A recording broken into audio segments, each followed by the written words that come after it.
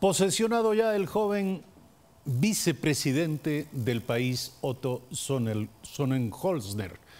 Hay que acostumbrarse a decir ese apellido.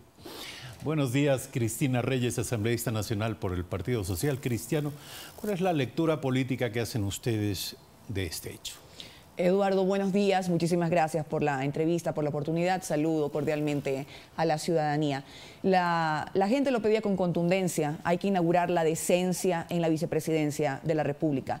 Luego de los antecedentes, que son hechos conocidos por la ciudadanía, un vicepresidente en la cárcel, un ex vicepresidente en la cárcel, una ex vicepresidenta que fue obligada a renunciar prácticamente por escándalos de corrupción.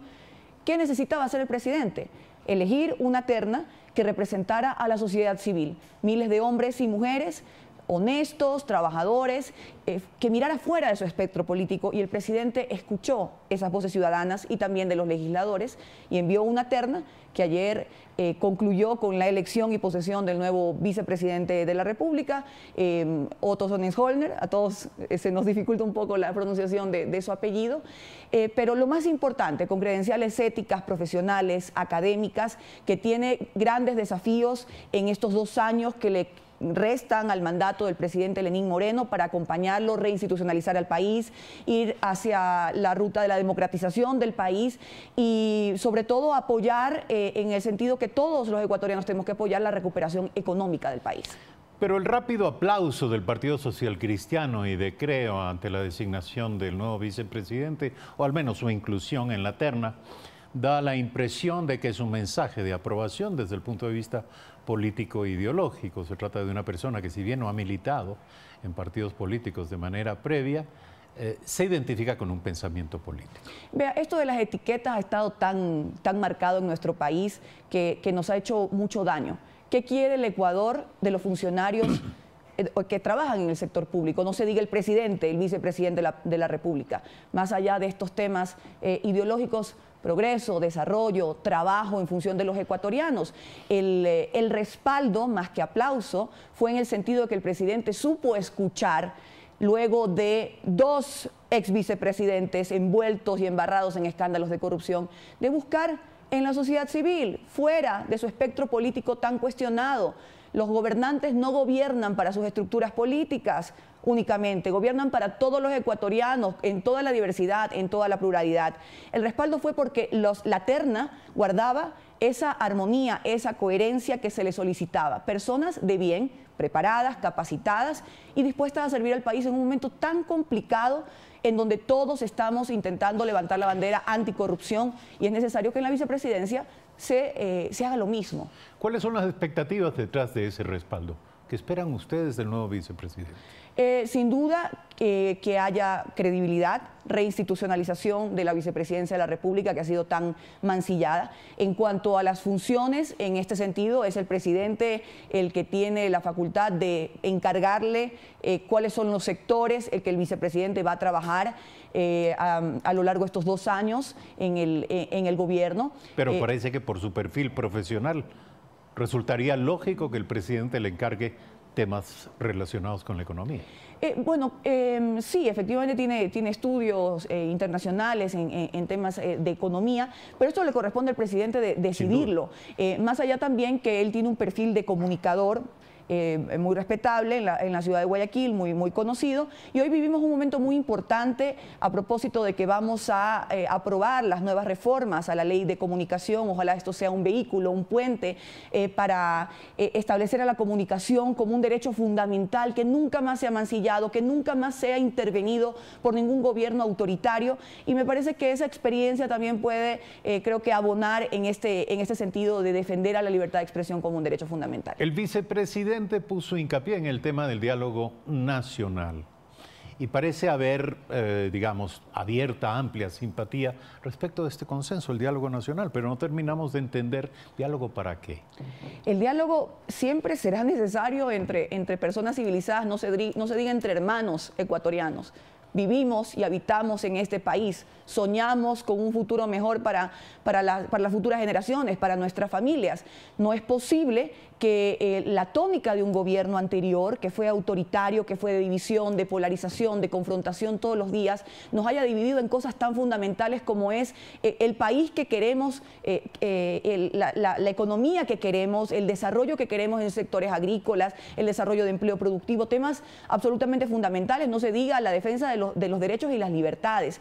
Y siempre será importante... Si hubiera que acotar una agenda de diálogo, ¿cuáles serían los puntos que usted incluiría? Y me refiero también a una agenda aterrizada en el campo de la operación política, es decir, en el diálogo entre ejecutivo y legislativo. Sí, lo importante es recuperar la independencia de las funciones. En ese sentido, yo me contento de que esta legislatura tiene a pesar de los cuestionamientos que son públicos, una tónica distinta a la anterior, que era un apéndice del Ejecutivo, una secretaría adjunta que era sumisa y obediente. Hoy tenemos un diálogo mucho más fluido. Hemos trabajado en temas como la Ley de Educación Superior, que desmontó un aparataje concentrador que asfixió la autonomía universitaria, que creó problemas en el acceso de los jóvenes a la educación universitaria.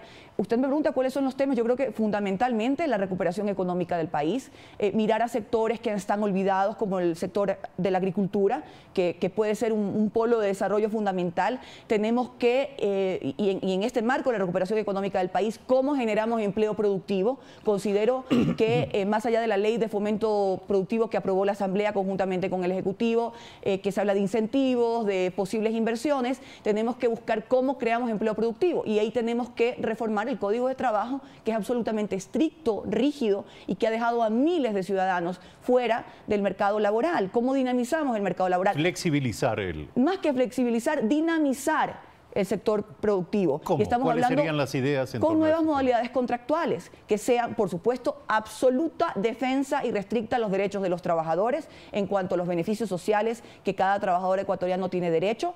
Mirar también al Seguro Social, ojo, las auditorías que está haciendo Contraloría, que indican que el ahorro nacional está en riesgo luego de unas decisiones antitécnicas tomadas en el gobierno anterior. Pero estamos hablando que si queremos fortalecer también el Seguro Social, tenemos que incorporar cada día más ecuatorianos, sobre todo a los más jóvenes, a los sectores productivos, a los sectores laborales. ¿Por qué no pensar también en retornar digamos a las modalidades contractuales como el contrato a plazo fijo, en el caso de los jóvenes, y de las nuevas inversiones, que no son las grandes multinacionales, como decía cierto ciudadano, sino son los pequeños, medianos, grandes, incluso emprendimientos que no tienen garantizada su inversión, y se da de trabajo a jóvenes que al día de hoy no lo tienen, a personas que al día de hoy no lo tienen, y de esa manera dinamizamos el mercado laboral, aportamos al Seguro Social, se cotiza más, se aporta más, es como un círculo virtuoso. Por supuesto, esto tiene que ir acompañado de incentivos tributarios, hay toda una ley, en fin, es importante que estos temas hablemos, vayamos hacia un consenso y que todos los ecuatorianos arribemos el hombro, porque las condiciones económicas del país son críticas y hay que mejorarlas. Parece haber un compromiso no cumplido en materia de lucha contra la corrupción y de combate a la impunidad. ¿Qué es lo que hay que hacer?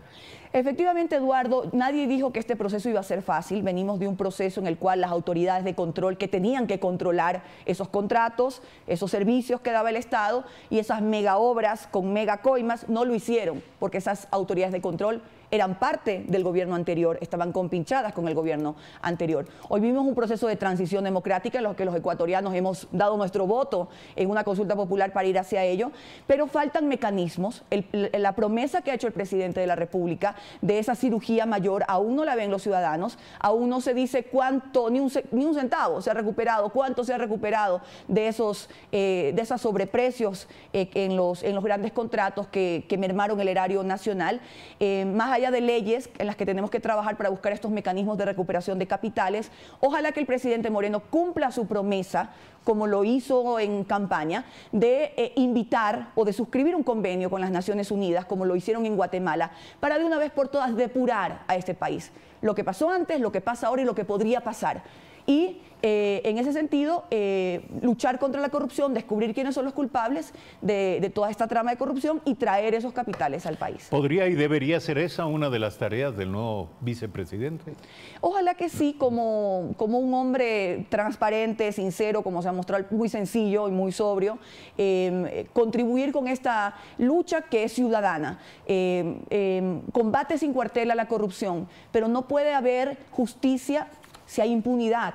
y hay muchos hechos que hay que transparentar, y para eso se necesita atribuir de todos los mecanismos, por supuesto, a la parte judicial para que haga su trabajo, pero también necesitamos otros mecanismos para rastrear esos capitales que probablemente están en paraísos fiscales, probablemente estén en algunas cuentas de algunos países exóticos, de todos esos dineros que se llevaron en el gobierno anterior, de los megacontratos y los megaproyectos, y que hoy serían tan necesarios para que retornen al país. Las promesas y los retos en esa materia siguen planteados. Gracias por estar esta mañana aquí. Cristina Reyes, asambleísta nacional por el Partido Social Cristiano, en Primera Impresión. Brevísima pausa. Al regresar, Patricio Larrea, ministro de Energía y Recursos Naturales No Renovables, subrogante. Estaremos hablando del viaje del presidente a China.